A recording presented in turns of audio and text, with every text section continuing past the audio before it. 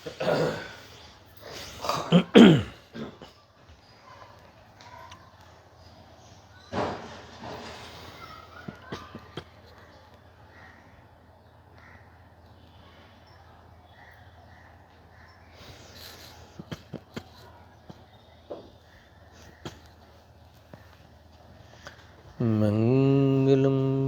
भगवान वीरु मंगलम गौतम गणी मंगलम कुंद कुंदार्य जैन धर्मोस्तु मंगलम सर्वमंगल मांगल्यम सर्वकल्याणकारकम प्रधानं सर्वधर्माणां जैनं जयतुं शासनं जैनं जयतुं शासनं सर्वव्यापकचिद्रूप स्वरूपाय परात्मने स्वोपलब्धिप्रसिद्धाय ज्ञानानन्दात्मने नमः। आत्मरूपेण प्रमेयधिभूतो याहि लखे भवसिन्धुतरो आत्मरूप।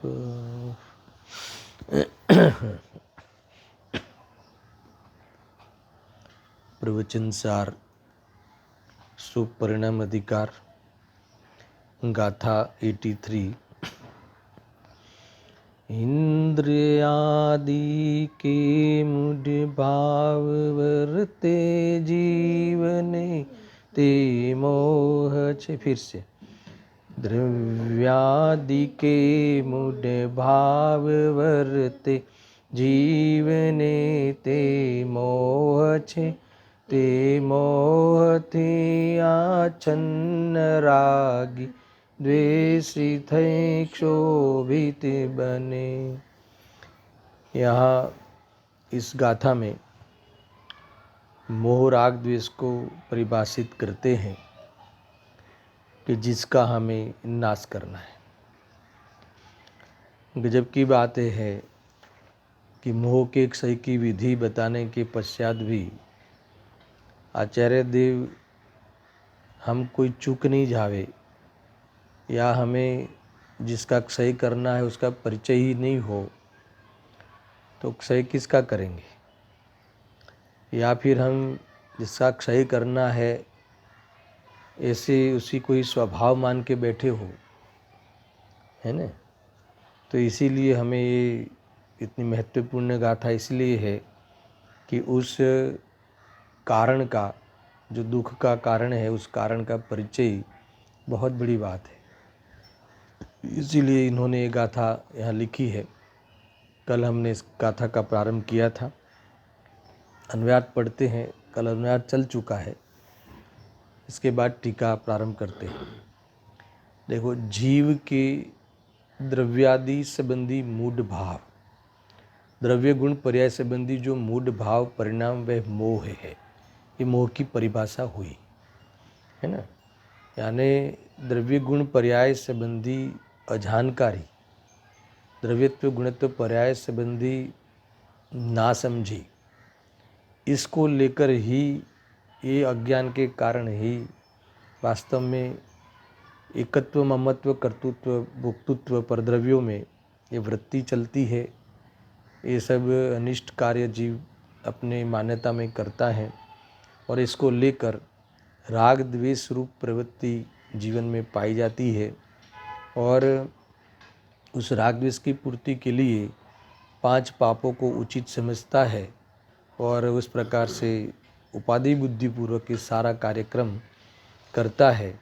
इसीलिए उसे ऐसा लगता ही नहीं कि ये कोई हमारी भूले है ना। तो यहाँ मूल इसीलिए ये बात यहाँ बताते हैं कि मोह क्या है।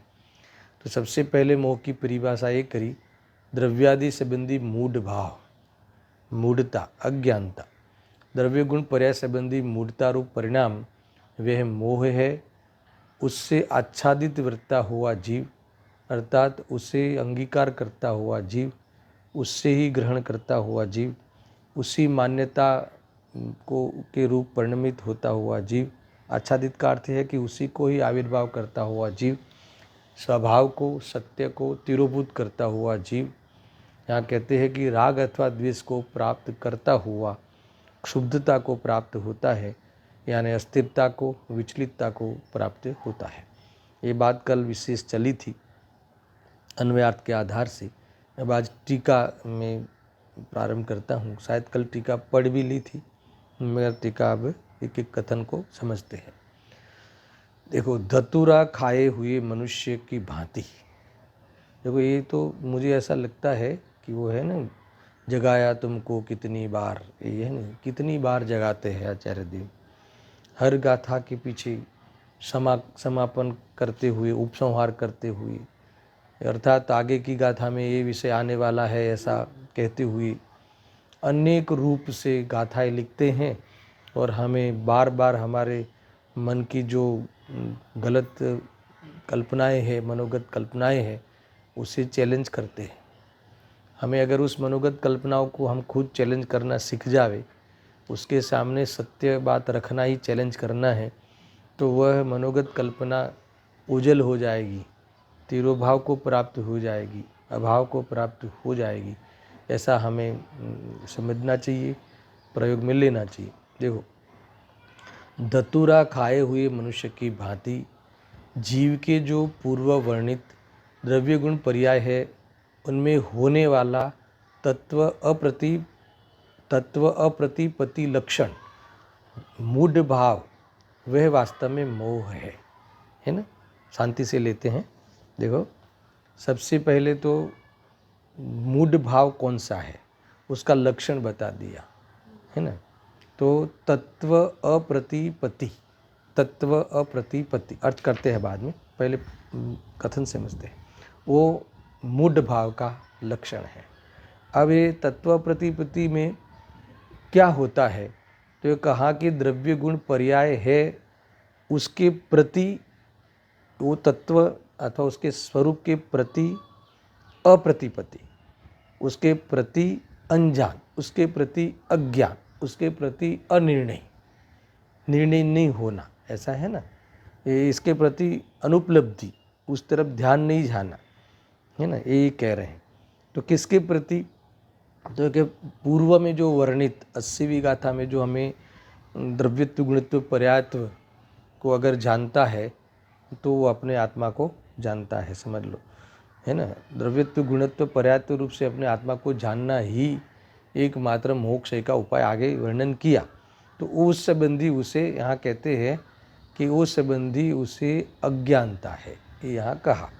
मगर किसको, किस भांति, तो उस मनुष्य के भांति जैसे धतूरा खाए हुए हो, है ना। ये उदाहरण दिया, लक्षण बताया, इस प्रकार से मोह की परिभाषा की। जैसे कोई व्यक्ति धतूरा का सेवन करता है, तो यहाँ कहते हैं कि उस व्यक्ति को ये जो सफ़ेद चीज़ हो वो पीली दिखती है। एक तो ये दोष होता है इस उसका सेवन करने से। दूसरा, उसका एक नशा होता है ना, उसमें बेसुद्ध होता है जीव, बिना भान का हो जावे, क्या अपना है क्या पराया है। जैसे वो शराब का सेवन करे ना, तो उसे पता ही नहीं चलता, गटर पे पड़ा रहता है और उसे ऐसा लगता है कि मैं देश का बड़ा प्रधानमंत्री हूँ, ऐसा सोचता है। यानी ये ऐसी दशा होती है कुल मिला के। तो जो धतूरा खाए हुए मनुष्य की भांति, ये उदाहरण दिया, जैसे उसे कोई भान नहीं होता, उसे कोई विवेक नहीं होता, नशे में विवेक खो देता है जी, न उसे सत्य असत्य भला बुरा वो सोच ही नहीं सकता। उसका नाम क्या बोलते हैं, नशा, है ना।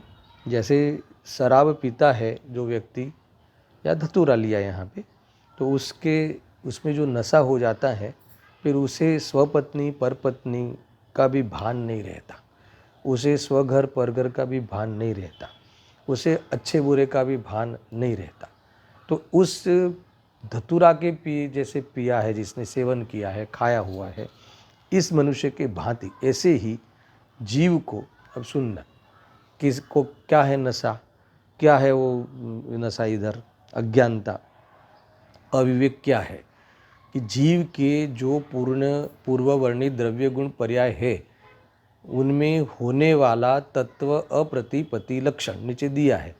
तत्व की अप्रतिपत्ति यानी अप्राप्ति, अज्ञान, अनिर्णय जिसका लक्षण है ना, तत्व की प्रति, तत्व यानी स्वरूप, तत्व यानी स्वरूप, किसका स्वरूप, वस्तु का, वस्तु का कौन सा स्वरूप, वस्तु का स्वरूप यानी द्रव्य गुण पर्याय रूप स्वरूप। द्रव्य गुण पर्याय वस्तु का स्वरूप है, उत्पाद व ध्रुव्य वस्तु का स्वरूप है, वो वस्तु का स्वभाव है। और उस संबंधी है ना, जो यहाँ कहते हैं कि अनिर्णय, खोटा निर्णय अथवा निर्णय ही नहीं होना, समझ एक द्रव्य दूसरे द्रव्य का करता है ऐसा मानना, इसका नाम तत्व के प्रति अनिर्णय। मैं पर्याय का फेरफार कर सकता हूँ, मैं दूसरे की पर्याय का या अपनी पर्यायों का आगे पीछे कर सकता हूँ, अपनी पर्यायों को मैं रोक सकता हूँ, ये सब क्या है, उस तत्व के बारे में अनिर्णय, तत्व के बारे में अज्ञान।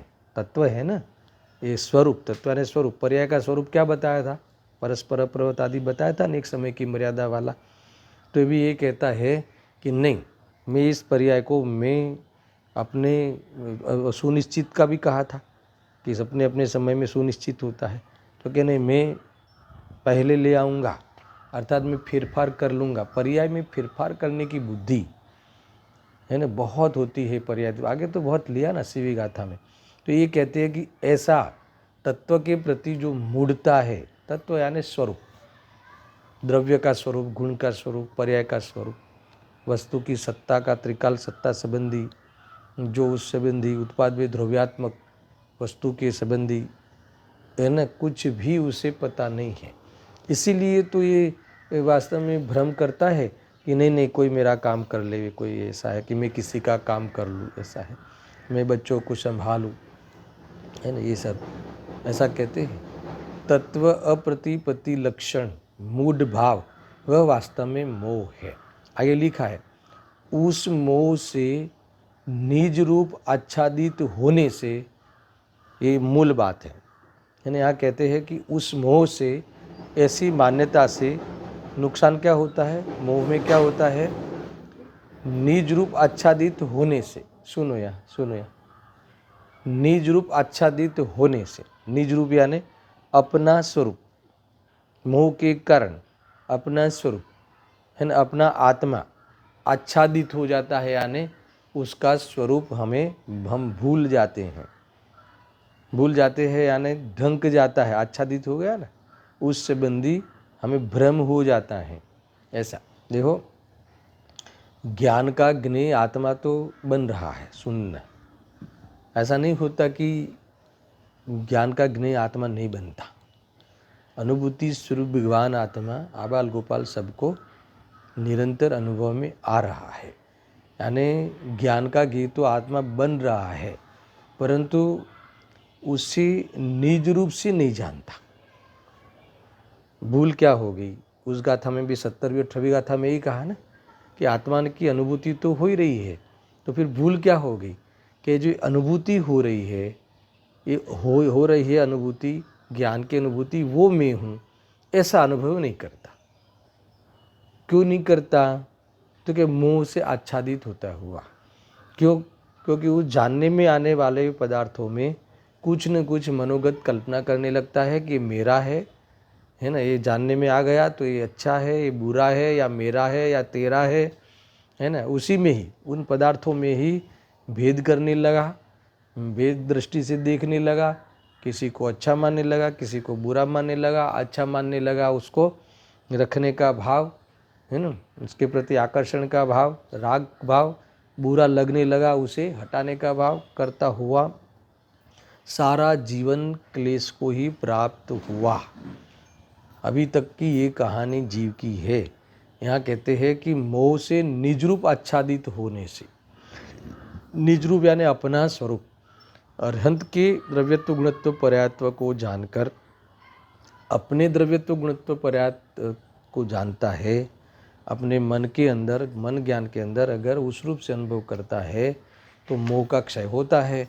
मरे तो उस पूर्व वर्णित द्रव्यत्व गुणत्व पर्यायत्व जिस प्रकार से कहा था, द्रव्य का द्रव्यत्व क्या है, गुण का गुणत्व क्या है, पर्याय का पर्यायत्व क्या है, किसके कारण द्रव्य को द्रव्य कहा जाता है वस्तु को, और किस कारण गुणों को अथवा विशेषताओं को गुण कहा जाता है, किसके कारण परिणाम को पर्याय कहा जाता है, ये सारी चीज़ें हमने आगे पढ़ी। तो क्या यहाँ कहते हैं कि वो निज रूप है। मैंने एक ज्ञान का उदाहरण भी दिया है ना। अभी ये भी एक रूप है, ज्ञान स्वभावी है एक, तो इसके आधार से भी पूर्व में समझे थे। एक द्रव्य गुण पर्याय रूप से भी हमने एक गाथा जो चलता विषय है वो ये है। ठीक है, तो यहाँ कहते हैं कि उस मोह से निज रूप आच्छादित होने से, उस मोह से, कौन से, तत्व अप्रतिपति, तत्व अप्रतिपति लक्षण, तत्व के प्रति, यहाँ कहते हैं तत्व संबंधी है ना, उसकी अप्रतिपति यानी अजाणकारी इस जीव को है ना निरंतर क्षुब्ध रखता है ना, विचलित रखता है ये मोह। इसीलिए ये दौड़ धाम करता है, परिवर्तन कराना चाहता है ना, अपने इच्छा अनुसार बाहर में पदार्थों में परिणमन चाहता है, मगर ये नहीं समझता कि वो पदार्थ का परिणमन उस द्रव्य के आधार से है। उस द्रव्य का परिणमन अपने अपने द्रव्य के अधीन होता है, स्वकाल में होता है, आगे पीछे नहीं होता। ये जानकारी नहीं होने से है ना, ये सुधर जाए, ये बदल जाए, दुनिया को बदलना बस। कल बहुत लिया था ना हमने कि भाई ये वास्तव में अपनी मति व्यवस्थित करने की बजाय जगत को बदलने का प्रयास करता है ना। देखो, तुम स्वीकार करो ना, उदय की ओर से, उपादान की ओर से, निमित्त की ओर से, सब स्वीकार करो। तुम्हारे जीवन में कोई ऐसी घटनाएं घटती है तो निमित्त की ओर से भी सोचा जा सकता है कि भाई पूर्व में मैंने ऐसे कर्म किए थे, स्वयं मैंने ऐसे रागद्वेष किए थे, तो उसके अनुसार ये परिस्थिति बाहर बनी है। ये निमित्त की ओर से, पर से दृष्टि हट जाएगी और देखा जाए तो उपादान से देखा जाए तो उस पदार्थ का उस समय उस प्रकार का उस स्वकाल में होने वाला परिणमन है, और मेरे में उस संबंधी ज्ञान का उस समय उस संबंधी ज्ञान होने का परिणमन का स्वकाल है। तो ये सब बराबर है द्रव्य गुण पर्याय को लेकर।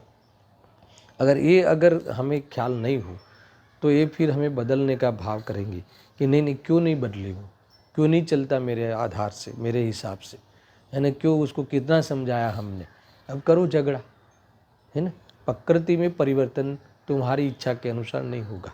इच्छा में इच्छा होगी और उसका फल आकुलता होगा, इतना तो होगा। और इच्छा के अनुसार कोई पदार्थ बदले ऐसा तीन काल में नहीं होता। तो यहाँ ये कहते हैं कि इस मूढ़ भाव के कारण जो आत्मा का निज स्वरूप है ना, वो आच्छादित हो जाने से, मोह के कारण निज रूप आच्छादित हो जाने से, भूल गया होने से, उस संबंधी विवेक खो दिया होने से, भूल जाना है ना, विवेक खो देना, ऐसा। ये भी बता दिया कि जानने में तो आता है मगर ये निज रूप है, इस रूप अनुभव नहीं करता, ये मोह है। हर समय प्रतिपल ज्ञान में ज्ञायक तो जानने में आता है, पर यही मैं हूँ, इतनी सी बात, इतना सा उपाय करने के लिए इसने अनंत काल निकाला है आज तक, तो ये भूल होगी, ऐसा है। निज रूप आच्छादित होने से यह आत्मा परद्रव्य को स्वद्रव्य रूप से आया ना, वही है, परद्रव्य को स्वद्रव्य रूप से, पर गुण को स्वगुण रूप से और पर पर्याय को स्वपर्याय रूप समझकर अंगीकार करके, देखो ये सारी बातें हैं ना, मैं गुरुदेव सिंह के प्रवचन से वहाँ विस्तार से आपको पढ़ के बताऊंगा। उन्होंने इसका बहुत अच्छा भावासन कराया है कि स्वद्रव्य को परद्रव्य रूप मान के, पर गुण को स्वगुण रूप से, परद्रव्य को स्वद्रव्य, पर गुण को स्वगुण, कैसे किस प्रकार से, इसकी चर्चा मैं वहाँ जाके करूँगा। ऐसे समझ सकते हैं कि परद्रव्य को स्वद्रव्य रूप से मानने का अर्थ क्या है, सामान्य अर्थ तो कर ही लेते। क्या अर्थ है कि आधार आधे, कारण कार्य, ऐसी कल्पना करना, है ना, ऐसी भावना रखना, ऐसी अपेक्षा रखना, इसका नाम है परद्रव्य को अब स्वद्रव्य रूप मानना। फिर पर गुण को स्वगुण रूप से मानना, है ना। गुरुदेव जी ने बहुत अच्छे अच्छे उदाहरण दिए हैं, मैं थोड़ा ये सामान्य अर्थ करता हूँ कि पर गुण को स्वगुण रूप से मानना, यानी ये शरीर का रंग कैसा है, काला घोरा, तो अपना गुण मान लेता है कि मैं काला, मैं गोरा, मैं मोटा, है ना, ऐसा। और ज्ञान किसका गुण है, ज्ञान किसका जीवन है, आत्मा का। मैं इंद्रियों से मानता है कि देखो चक्षु इंद्रिय से जानना होता है, देखना होता है, कर्ण इंद्रिय से सुनना होता है, मगर जानना देखना ये तो सब आत्मा का स्वभाव है। मगर अपने गुणों को पर का मानना, पर के गुणों को अपने में मिला के अनुभव करना, ये अनादि से, मगर इससे क्या होगा कि इससे कुछ होता नहीं ना, उस रूप होता नहीं जीव। इसीलिए आखिरकार ये अपना इस प्रकार का एकत्व को लेकर बहुत दुखी रहता है, होता नहीं, ऐसा है। देखो फिर पर पर्याय को स्व पर्याय रूप समझकर, इसका अर्थ क्या है कि दूसरे पदार्थ की पर्याय से मेरी पर्याय का कार्य होगा, वो कोई उसके कारण मेरा कार्य होगा, वो ऐसे पलटेगा तो मुझे लाभ होगा, है ना। धन आएगा तो मैं सुखी हो जाऊंगा, तो धन का आना वो तो उस पदार्थ का कार्य है, इससे मेरे सुख का क्या मतलब है। तो इस प्रकार से इसमें वो परिणमेगा तो मुझे ज्ञान होगा। तो ऐसा अब दूसरे की पर्याय, दूसरे पदार्थ की पर्याय से अपनी पर्याय का, है ना, कारण कार्य संबंध मानना, ये सारी चीज़ें क्या है, इस प्रकार से अंगीकार करके यानी ग्रहण करके, मानकर, ऐसा मानकर सुनना अति रूढ़ दृढ़तर संस्कार के कारण।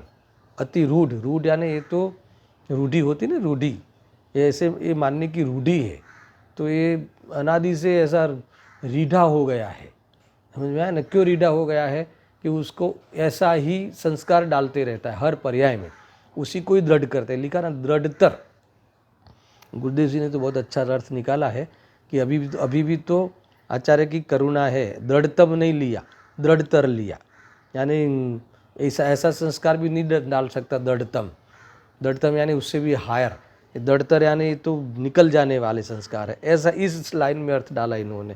देखो ज्ञानी तो उसकी कोई चीज़ ही अलग होती है ना, समझते हैं ना कि कैसे निकला जाए।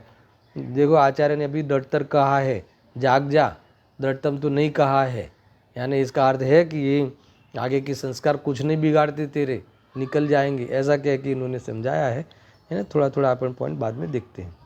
दृढ़तर संस्कार के कारण सुनना पर द्रव्य को ही सदा ग्रहण करता है यानी क्या, लक्ष्य करता है। ये आया ना कि आखिरकार इस प्रकार से लक्ष्य करते ही रहता है। मुझे बताओ कि हमारा जीवन का एक भी क्षण, कोई एक क्षण ऐसे बताओ कि परद्रव्य के प्रति अपेक्षा रखे बिना जीवन चलता हो, है ना। ये आगे कहा ना कि परद्रव्य को स्वद्रव्य रूप, पर गुण को स्वगुण रूप, पर पर्याय को स्वपर्याय रूप समझकर। क्या समझा इसका अर्थ कि दोनों के बीच में आधाराधि कारण कार्य स्वस्वामी संबंध समझकर, है ना, ऐसा अंगीकार करके, ऐसा मानकर अति रूढ़ दृढ़ संस्कार। जैसे इसमें रूढ़कार दर्शन ये है कि ये रूढ़ी है, इसमें कोई गलत मानता ही नहीं। रूढ़कार है, रूढ़ यानी रूढ़ी है। ये कभी ऊपर से संस्कार दिए जाते हैं कि बेटा ये देखिए तेरा बेटा है, देखिए तेरा पिता है, देख तेरी ये माता है, तो उसको उसके साथ एकत्व करने का, एक मिलजुल के रहो, अपना मान के रहो, है ना, अपनत्व करो, ऐसा ही बोलते ना, अपनी पत्नी से तुम अपनापन करो। तो ये एक तो संस्कार तो लेके आया है, और वापस बुद्धि है उसके पास, तो उस बुद्धि को खोटी समझदारी दी जाती है। ऐसा ही बोलते हैं ना, क्या समझाते हैं घर में, है ना।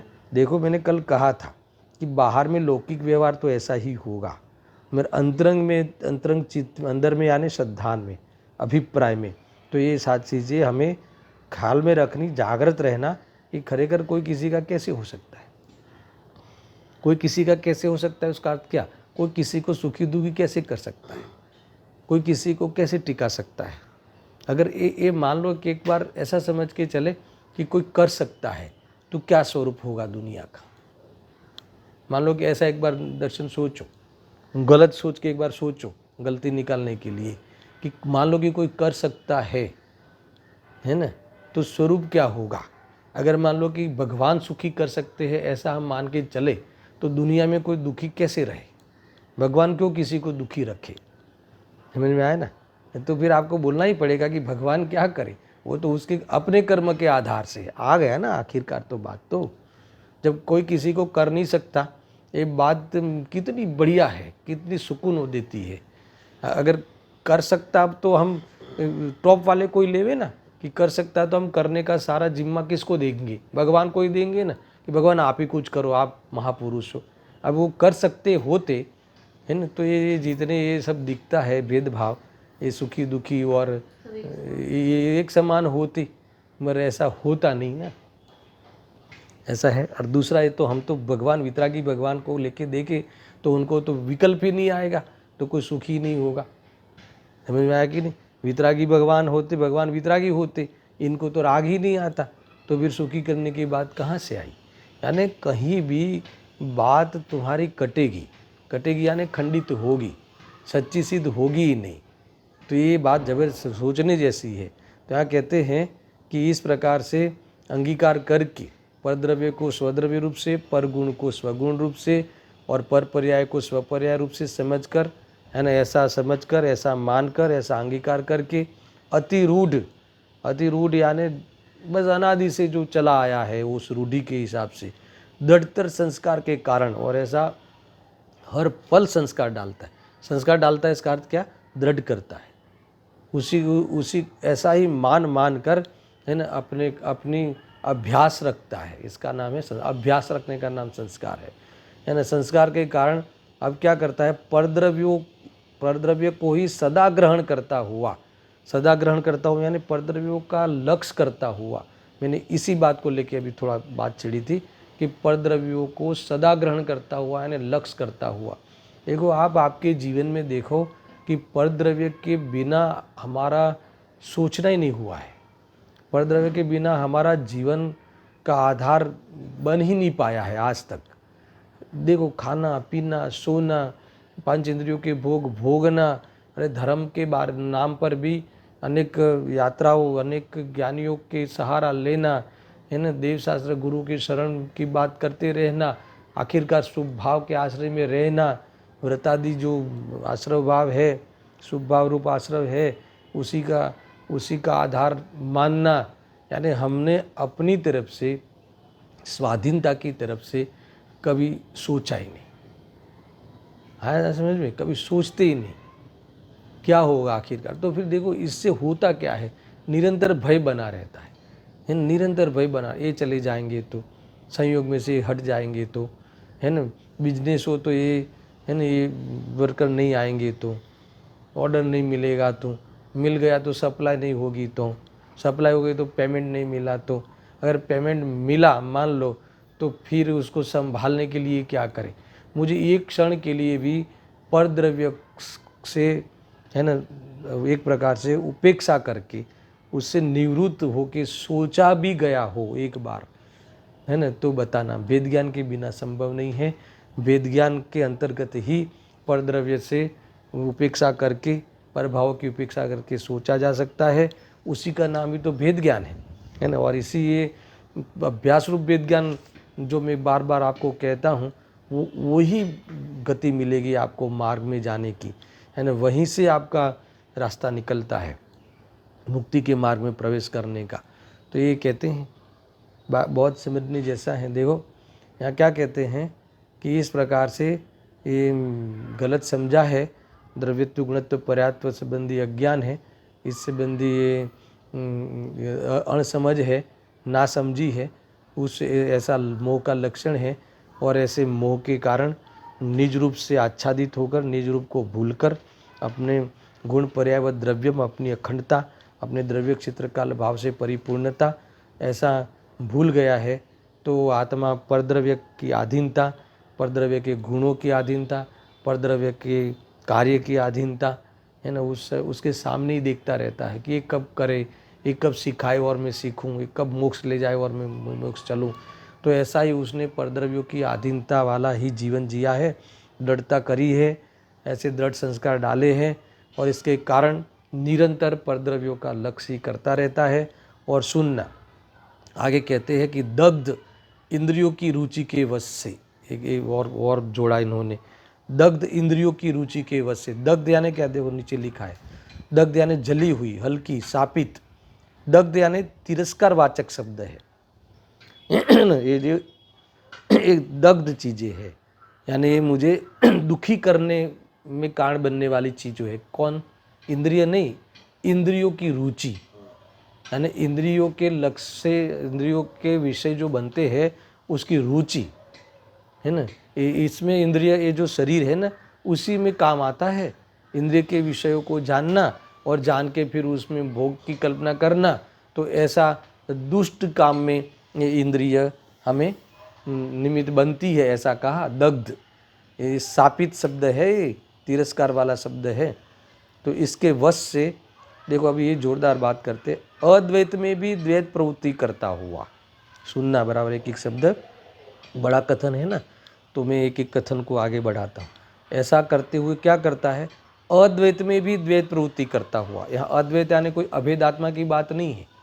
अद्वैत यानी परद्रव्य का लक्ष्य किया ना, परद्रव्य को ग्रहण किया, तो परद्रव्य को ग्रहण करता हुआ दग्ध इंद्रियों की रुचि के वश से, अथवा इंद्रिय के विषय बनते हैं ये परद्रव्य, तो उसकी रुचि के कारण अब क्या करता है? अद्वैत में भी द्वैत प्रवृत्ति करता है। इसका अर्थ क्या है कि पर जो है, तो पर तो सारे पदार्थ जो है वो परद्रव्य रूप से एक से ही है ना। परद्रव्य स्व और पर, तो परद्रव्य तो एक से ही है, तो एक से ही, यानी हमारे लिए तो क्या अमेरिका और क्या मान लो कि न्यूजीलैंड, हमारे लिए तो सब एक से ही है। तो परद्रव्य ही, पर क्षेत्र है तो पर क्षेत्र है। इसीलिए क्या मान लो कि ये वाला पदार्थ पुद्गल या ये दूसरे वाला पदार्थ पुद्गल, तो सब पर ही है। मगर ये परद्रव्य के प्रति है ना ग्रहण करता हुआ, दग्ध इंद्रियों के विषयों में वश होता हुआ, ये परद्रव्यों में, जो परद्रव्य में एक से ही होने पर भी है ना, सब पुद्गल होने पर भी, परद्रव्य पुद्गल की मुख्यता से लो, होने पर भी इसमें द्वैत प्रवृत्ति करता है।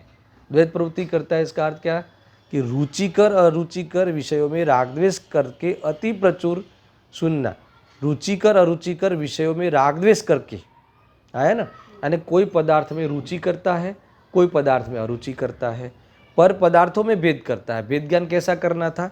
भेद ज्ञान तो करना था उससे, एक भगवान आत्मा स्व, बाकी सब पर, तो पर में तो एकाई हुई ना। पर तो यहाँ एक प्रकार से एक से हुए ना हमारे लिए। तो मान लो कि पिता तो पर, माता तो पर, भगवान तो पर, समझ में आया ना। ये शरीर तो पर, पैसा तो पर, तो ये सब एक से ही हुए हमारे लिए। एक आत्मा स्व, बाकी सब पर। मगर ये ऐसा नहीं करता है, ये परद्रव्यों में ही भेदभाव करता है ना। रजकण के रुद्धि वैमानिक देवनी, है ना, कैसा माना? सबको एक पुद्गल समान जो, सर्व माना एक पुद्गल समान जो। आचार्य देव तो कहते हम तो वैमानिक देव की रुद्धि, ऐसी ऐसी चीज़ें बाहर में हो, या एक रजकण तुच्छ रजकण हो, तो हमारे लिए तो सब पुद्गल समान है। समझ में आया ना। 2000 की नोट ज़्यादा मूल्यवान है कि 200 रुपया की नोट ज़्यादा मूल्यवान है, बताओ? तो यहाँ कहते हैं हमारे लिए तो सब एक समान है। बताओ, सोने का भाव ज़्यादा है कि लोहे का भाव ज़्यादा है? तो क्या सबका भाव एक समान है? वो भी स्पष्ट रस गंध वर्ण रूप है, ये भी स्पष्ट रस गंध वर्ण रूप है, और हम मेरे लिए तो दोनों पर है ना। क्या सोना और क्या चांदी, क्या लोहा और क्या सोना, हमारे लिए तो पुद्गल एक स्वभाव जो। तो ये ऐसा होता है चैतन्य स्वरूप की दृष्टि वालों को। मगर जिसने पर की दृष्टि है, पर की पर्यायों का, पर के गुणों का, है ना, पर द्रव्य के प्रति अपेक्षा है, वो पर में ही कहीं न कहीं अपनी बुद्धि अनुसार, अपनी रुचि अनुसार किसी को अच्छा कहता है, किसी को बुरा कहता है, किसी को अपना कहता है, किसी को पराया कहता है ना। अपने सहयोग में रहे हुए बाल बच्चों को अपने कहता है, और दूसरे पड़ोसी को दूसरे पराया कहता है, और इसे अपना पराया करके राग द्वेष करता है। ये मेन ये बताना है उनको, है ना। देखो, बाहर लौकिक में जो अपना पराया का विवेक है वो अलग है, मगर ये जो मुक्ति के मार्ग में अपना पराया, एक आत्मा अपना है, बाकी सब पराया है।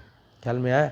मगर ये ऐसा नहीं मानता, पर में अपना पराया करता है, और अपने बारे में तो पता ही नहीं, है ना। अपने को तो भूला हुआ है, लिखा ना, निज रूप से तो आच्छादित हो जाने से, निज रूप का तो पता ही नहीं है। ज्ञान में कोई पदार्थ झलकते हैं तो उसमें अच्छा बुरा की दुनियादारी करता है, समझ में आया ना। ये ऐसा ही है देखो। और ये क्या करता है देखो, अद्वैत में भी द्वैत प्रवृत्ति करता हुआ आया ना। देखो, कुछ पर को तो स्व माना और कुछ पर को पर माना, ख्याल में आया। यानी देखो हमारे लिए तो सारे पर कैसे होने चाहिए, एक से है, मगर उसमें भेदभाव किया, कुछ पर को अपना माना। कुछ पर को मान लो कि मैंने जो मेरे जन्म में निमित्त बनने वाले माता पिता को मैंने क्या माना, है तो पर ही, अपना माना।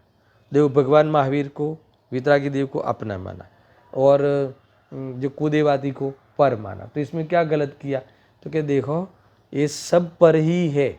पर है उसका अर्थ कि ये तुम्हारे सुख दुख के कारण नहीं है, पर हम स्व पर ये हमारे है, वो हमारे नहीं है, ऐसा करके राग द्वेष करता है। देखो मुक्ति के मार्ग में कौन निमित्त बनेगा, उसके लिए वितरागी देव बनेंगे, वो निमित्त का अर्थात ज्ञान अलग प्रसंग है, वो अलग प्रकरण है। पर अपना पराया का जब वेद ज्ञान करना हो तो भले वो मुक्ति के मार्ग में निमित्त बनने वाले सच्चे देवशास्त्र गुरु हो, वो पर के खाते में ही बिठाना पड़ेगा आपको, उसी में ही जाएंगे, क्योंकि है ऐसा। ख्याल में है ना, ये बातें यहाँ समझनी चाहिए। देखो अद्वैत में भी द्वैत प्रवृत्ति करता हुआ रुचिकर अरुचिकर विषयों में आए ना, कोई विषय में रुचि करता है, कोई विषय में अरुचि करता है। विषयों में रुचिकर अरुचिकर विषयों में रागद्वेष करके आखिरकार तो रागद्वेष कर किया ना, और कि अज्ञान पूर्वक रागद्वेष किया कि ये इष्ट है, वो मोह हो गया, दर्शन मोह।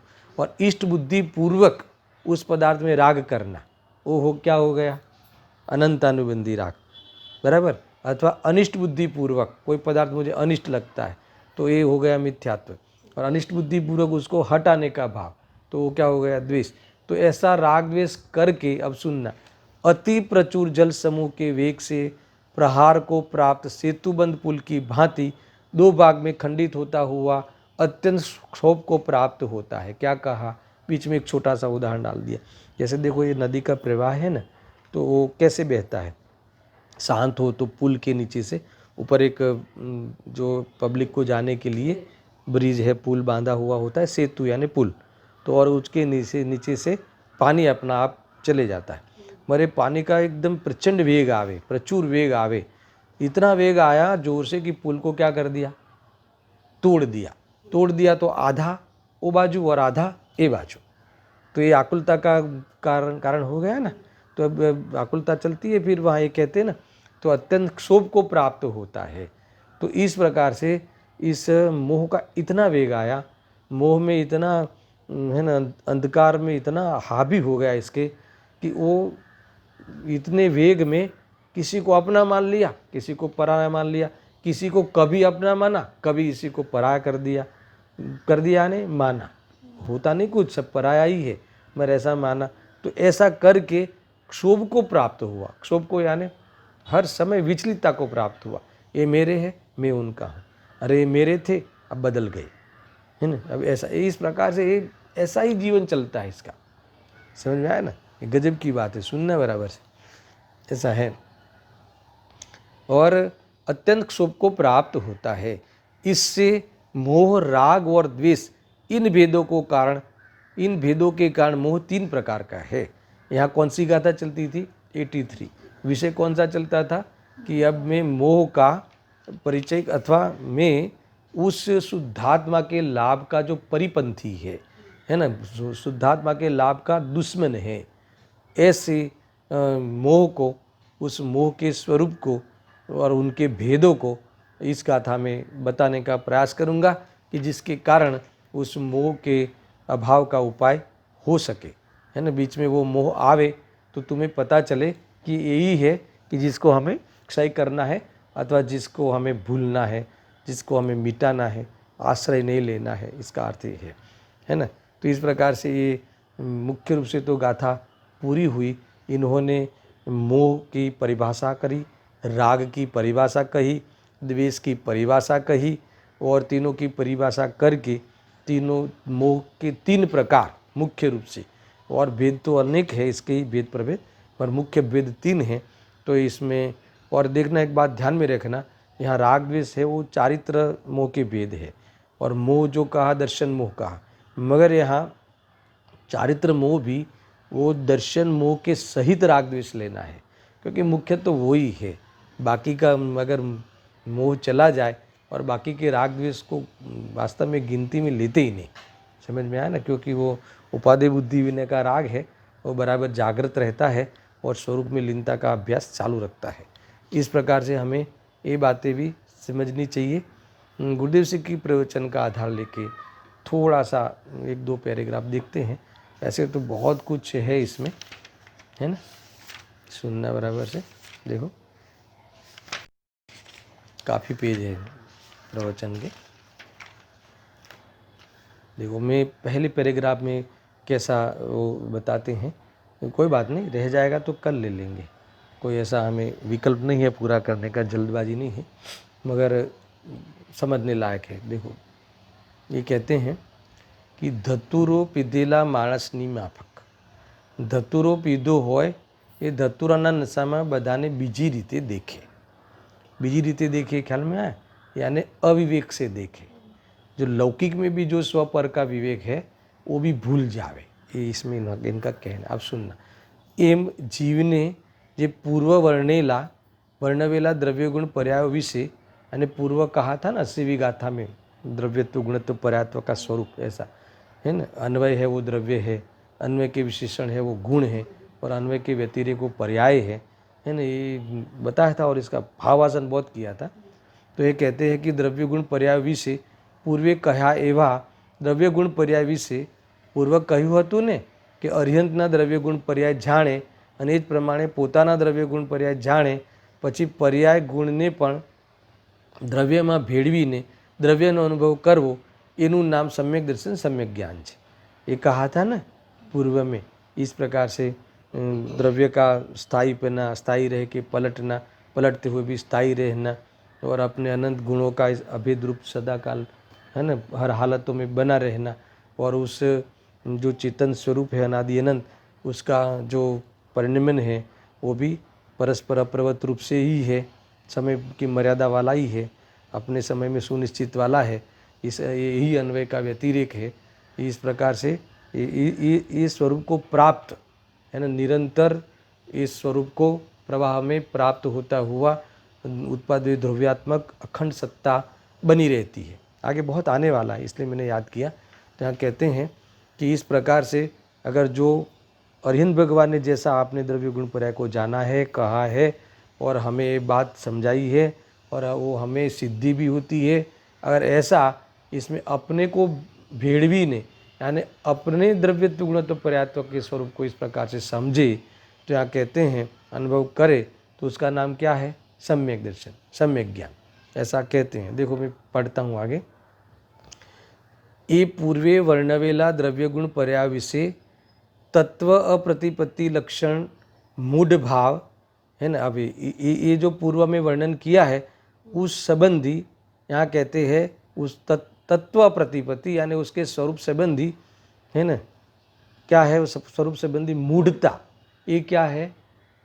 वो अजाणकारी तत्व, उसके स्वरूप संबंधी अजाणकारी, वो ही मूढ़ भाव है, वो मोह का लक्षण है।